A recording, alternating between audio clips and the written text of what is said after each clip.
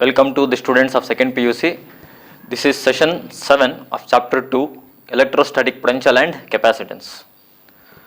In today's session, we will learn to derive the expression for capacitance of a parallel plate capacitor and the capacitance of a parallel plate capacitor when a dielectric medium is placed between the plates. To derive the capacitance of a parallel plate capacitor, let us recall some of the theory part that we had learnt in chapter 1 as well as in the previous sessions of chapter 2. Let me begin. In chapter 1, we had derived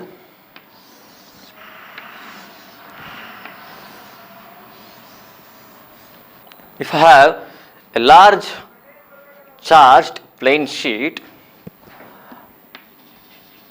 at any point P, the electric field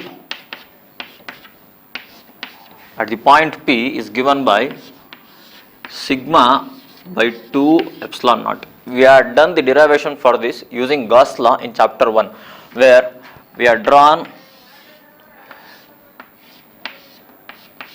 a Gaussian surface,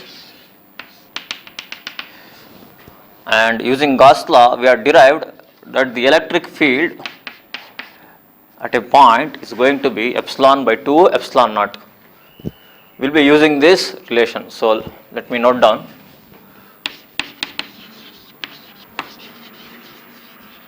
For a plane sheet which is charged, E at a point is going to be sigma by 2 epsilon naught. In chapter 2 we had learnt the relation between electric field and electric potential at a point, which was minus E is equal to minus of delta V by delta L. If we have to consider just the magnitude, am I right? E is equal to delta V by delta L. We will be making use of these two results in deriving the capacitance of a parallel plate capacitor. So let me begin now. Let us consider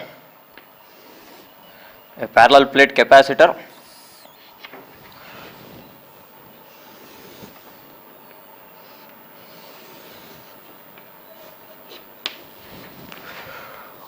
Let them be charged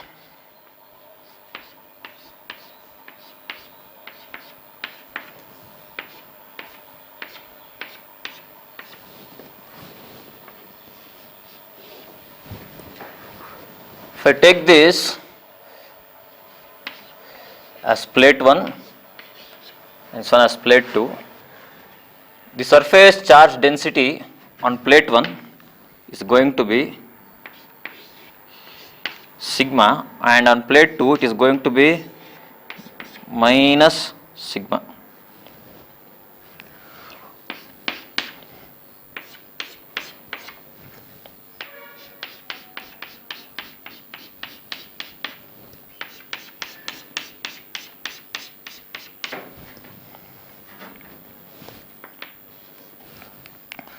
So I have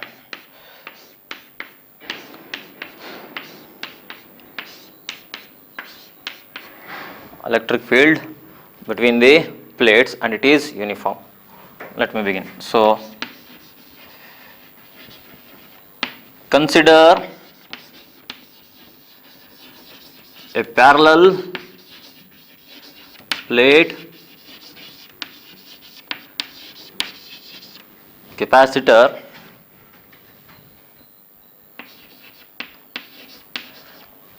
with area of each plate being A and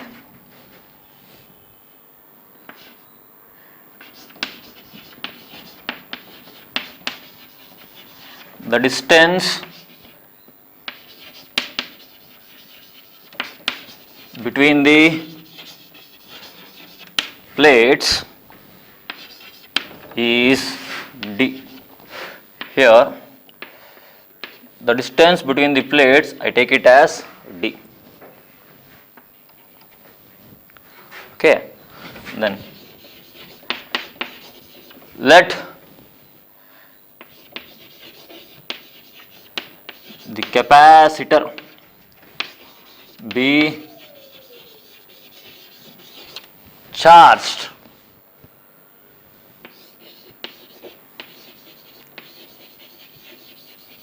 by an amount Q. Now let us move further. So therefore, surface charge density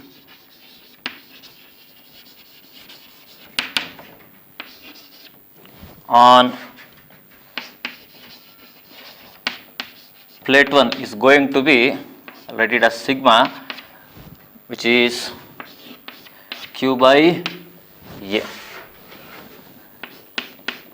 Similarly,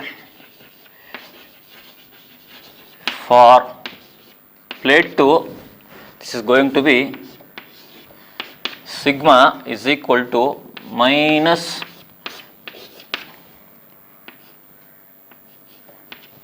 Q by A.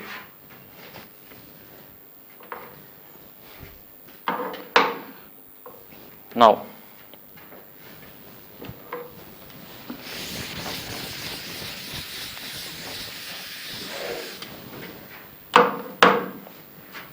next,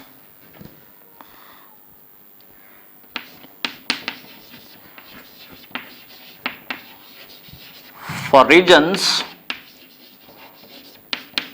1 and 2 outside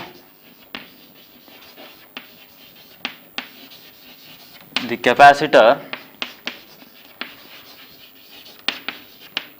the electric field is E is equal to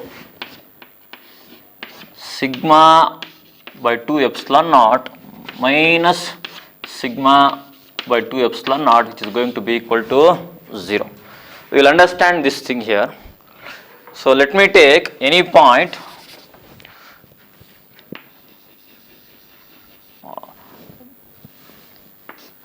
P outside the capacitor. Because of positive charges on plate 1, the field here is going to be upwards, and because of negative charges on the plate 2, the field is going to be downwards. So if this is the field due to positively charged plate and field due to negatively charged plate, in terms of magnitude they are given by sigma by 2 epsilon naught and minus sigma by 2 epsilon naught. So the net electric field is going to be 0.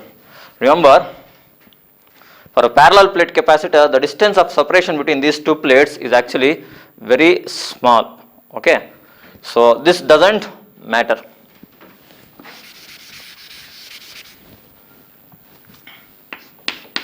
Similarly, for any point at region 2 also, the electric field is going to be 0. Let me continue. For a region between the plates, the electric field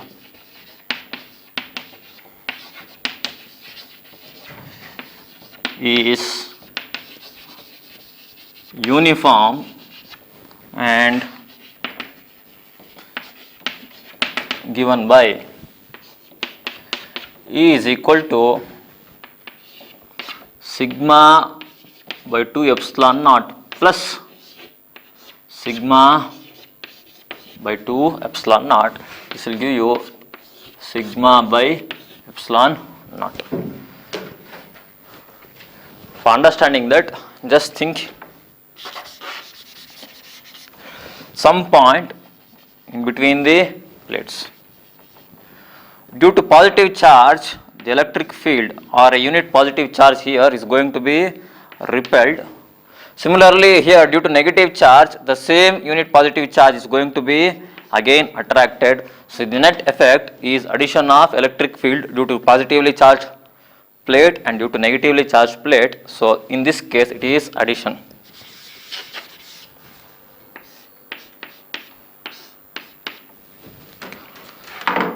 Okay. So it will be equation 1.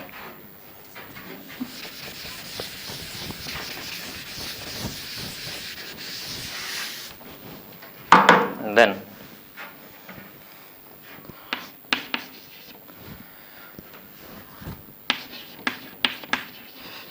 so the potential difference,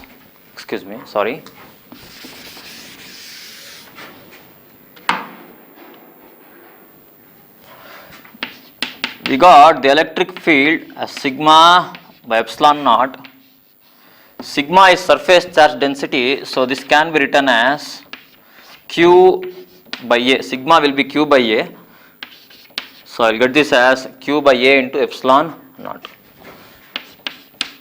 That will be equation 1. Also, the potential difference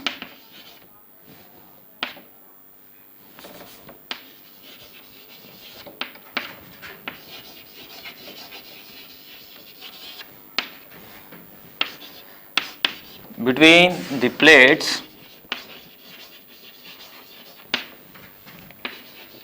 is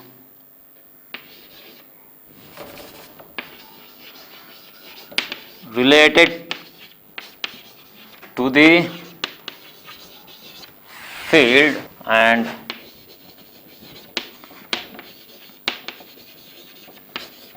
is given by V is equal to E into D. So how did I get this?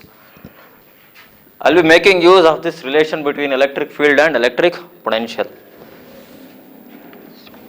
In this case, delta V by delta L, the small distance, I can take that as the separation between the plates D. So rearrange the potential difference delta V, you can take it as V by D. So V is going to be E into D. Okay. So this is equation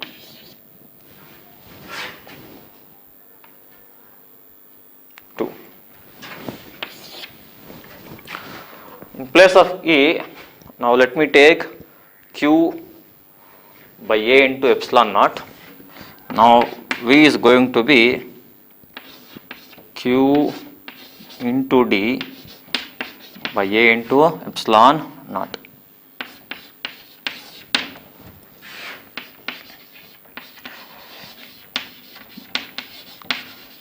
The capacitance of a capacitor is given by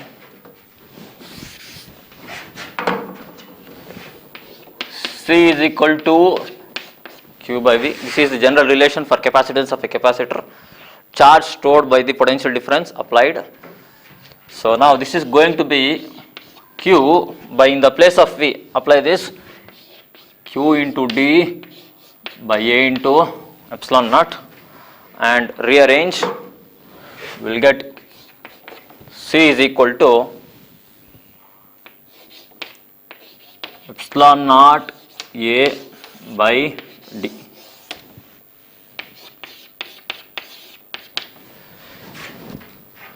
So equation 4 gives the expression for capacitance of a parallel plate capacitor. Based on the expression for a parallel plate capacitor, we will note down 2 points.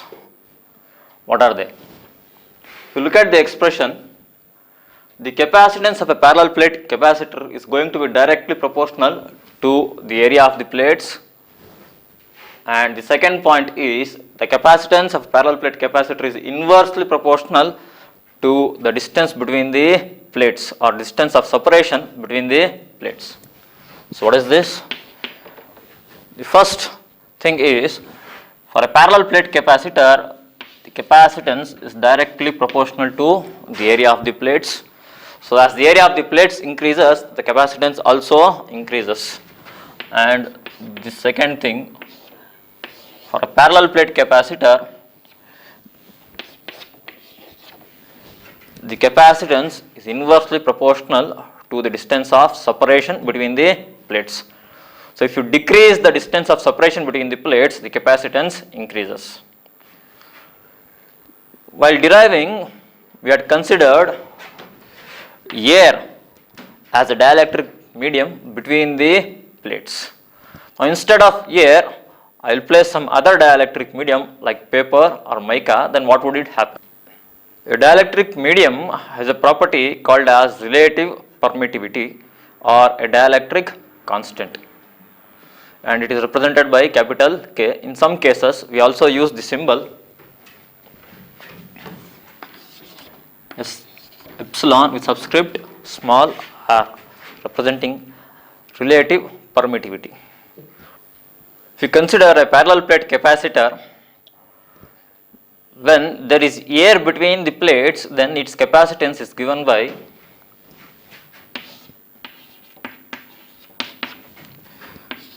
epsilon naught A by D. If you now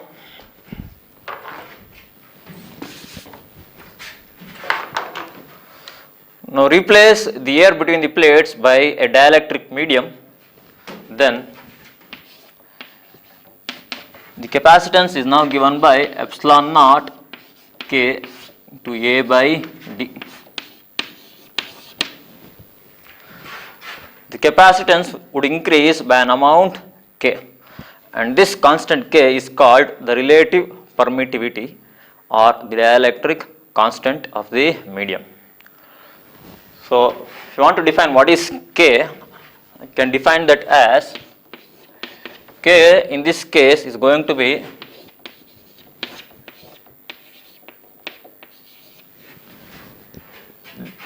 the capacitance with the dielectric medium divided by the capacitance with air in between the plates. You will also find the dielectric constant K is also represented by epsilon R, which is called as relative permittivity of the medium. In some of the reference books or textbooks, you may find the expression here given as epsilon naught into epsilon R into A by D. So both the expressions mean the same, and the product of epsilon naught into epsilon R